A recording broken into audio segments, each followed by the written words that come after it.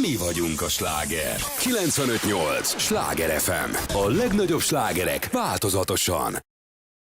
Ladies and gentlemen, on air, the one and only, the legendary Mr. Robbie Williams. Hello. Hey, nice to speak to you and nice to see you. It's really a pleasure for me. How are you? I can see you're in bed. You just arrived back from Australia, as I know. Yeah, it's the weirdest jet lag that you can have. I was in Australia for like 3 days, which is a 24-hour flight, and then 24 hours back.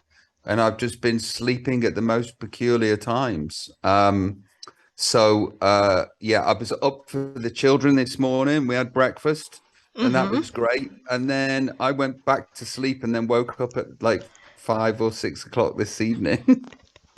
And what did you do in the afternoon or at night? No, I just slept. So I'm just just trying to get back on some sort of normal sleeping pattern. But I've seen your performance at the EFL Grand Final. First of all, I really loved your pink outfit, and the performance was really amazing. So can we expect something similar on your tour? Because it was yours. Yeah, I hope so. Well, first of all, thanks very much. Yeah, the AFL was massive. It was massive, and it was so much fun. And to be performing in front of 100,000 people at such a prestigious day, and the Australia sporting calendar it was an honor. It'll be something like that. I hope I'm this thin by the time the gigs come around, because if I feel thin, I feel good, and then if I feel good, the show's good. So it'll be something like that, maybe in a larger pink suit or a smaller pink suit. We'll see. I think the smaller will fit, and you would just look amazing. Well, congratulations, because you are celebrating 25 years in the music industry and show business as a solo artist. Put your hand on your heart. If we go back in time in the 90s, would you have thought that you will still be on stage 25 years later? No, I wouldn't have understood why you would be on stage 25 years later.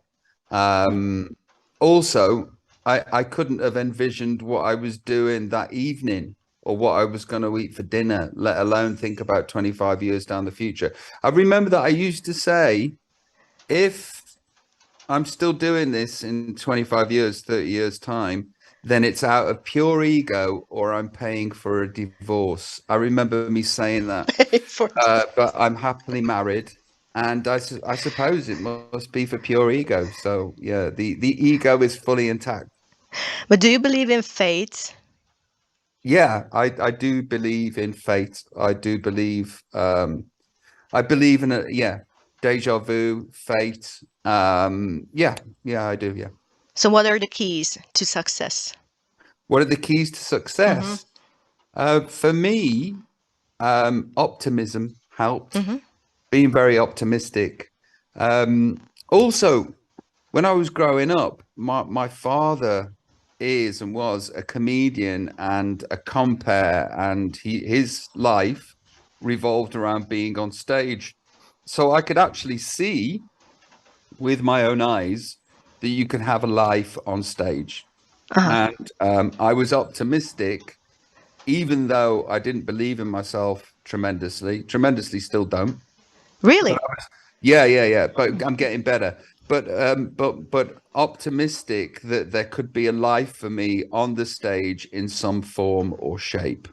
Optimism helps. I was just wondering that successful people usually say that they have short and long-term plans and goals. So what are your goals for the next 5 years?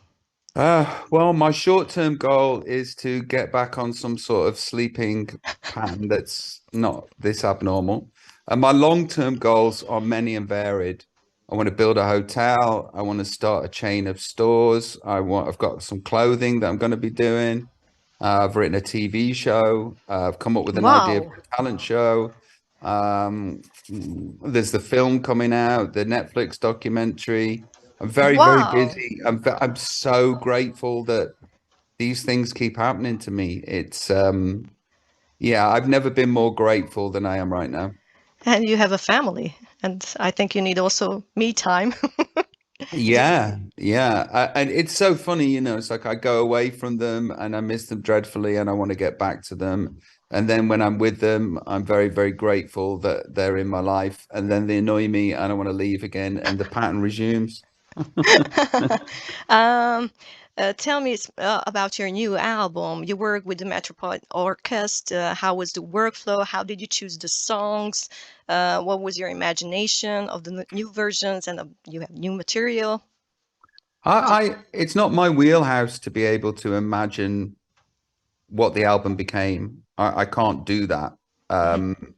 Fortunately, James Buckley could, and he reinterpreted my songs brilliantly and then put an orchestra on top of it. And the orchestra work with these angelic frequencies that make things sound absolutely incredible. And adding the orchestra to my songs has made them feel important and given them a new, fresh life. I actually wasn't in the studio with the orchestra because it was during COVID. So Uh-huh. they worked in Holland and I did my vocals in Los Angeles. Mm, maybe that's sad a bit. Or yeah, but it's great because technique It was what is it was what it was, and it couldn't be what it couldn't be. yeah, and it's good because we can speak now. You're, we are quite far from each other. Okay, Yeah. so the album is #1 on the charts. This is a new record, and you still have time to beat Paul McCartney's record. Who called you with this great news, and how did you celebrate it? Well, they have these things that are pre-sales. So you have a pre-sale, Uh-huh. and Yes, yeah, their order. yeah, we've known for quite a while that the pre-sale was really Very healthy. good, really high. And barring, you know, Drake turning up or Beyonce or I don't know, Harry Styles or Taylor Swift, whoever it may be, it looked as though it was going to be #1 for quite a long time. So it wasn't a Um, surprise.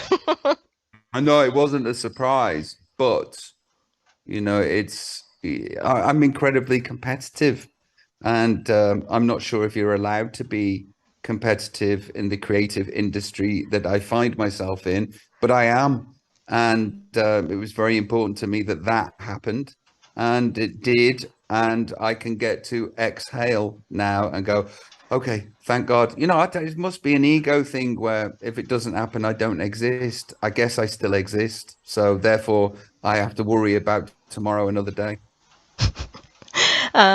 Your tour will start soon, and we are really happy that you're coming to Hungary. I was just wondering that we are very excited, but are you excited, or after so many years, it's a bit routine?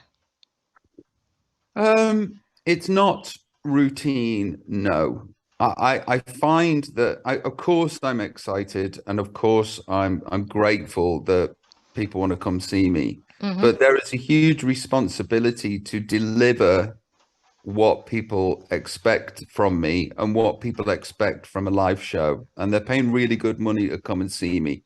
And I held the responsibility of being in charge of their energy for an evening. I hold it very, very highly. So I'm not laissez-faire. I don't turn up and it's like just another show. It's Hmm. never another show. I never want to let my audience down ever. So am I excited? I'm excited to not let people down, but the responsibility of that weighs heavy on me. It's heavy. Uh-huh. Well, before you step on stage, do you have rituals? I pray to Elvis Wow. every night, and it's more fun than a real thing. It's not like an earnest praying to Elvis, if you're there, please listen to me. I get my crew together, we form a circle, and we say a little prayer to Elvis, and I do a vocal warm up. I'll have a bit of physio because the body's older now. And I do makeup and hair, and it's the same every night. Is it boring sometimes? Is it what? Sorry? Boring sometimes. No, it's never No, boring. never boring. It can't be boring. It can be scary, especially when you're exhausted and you're wondering how you're going to be able to To do it. achieve what's needed to be achieved. So it's never boring. Most of the time, it's beyond words incredible. but a lot of the time too, it can be super scary because you are exhausted. I can see that we are running out of time. Do you like to play games? Because I have a timer and I have some short questions from your Hungarian fans, and you will answer as many questions as I can ask you for 1 minute. Is that okay for you? That's the kind of game I like playing. Let's do it. Okay, then let's start it. Okay. When was the last time you got a tattoo? And if it's possible, show us and tell us what does it mean? Okay, I think the last one was the Teddy bear. Yeah, teddy bear, and it's for my daughter Teddy. Oh, that's nice. What type of father are you? Stringent or indulgent? I'm mainly stringent, sometimes indulgent. I can be strict. Yeah, I can be strict, but I'm fun too. I'm fun and I'm silly. That's good. Who would you like to work with amongst the young performers? Who would I like to work with the most out of the young performers? I like this band called Wet Leg. I really like Wet Leg. I'd like to work with them. I don't know if they'd like to work with me. I'm sure they would. Can you say something in Hungarian? Oh, köszönöm. Köszönöm. Perfect. Would you mind if one of your children would choose show business? I would be unhappy if one of them didn't choose show business. Oh. Are they talented specifically? Yeah. There's a lot of show-offs in my young family. The genetic. When was the last time you went to a concert and who did you see? Last time I went to a concert, it was me, and I saw an audience. 2 more questions. You have 2 daughters and 2 sons. With whom is it is easier, with the boys or the girls? It is easier with, well, it doesn't work like that. It really doesn't work like that. It's not like the girls are easier or the boys are. They all have their moments. And they're different age, or I think it's hard to compare. Is it harder? This is the last question. Is it harder or easier nowadays to start a career in the music industry, and why?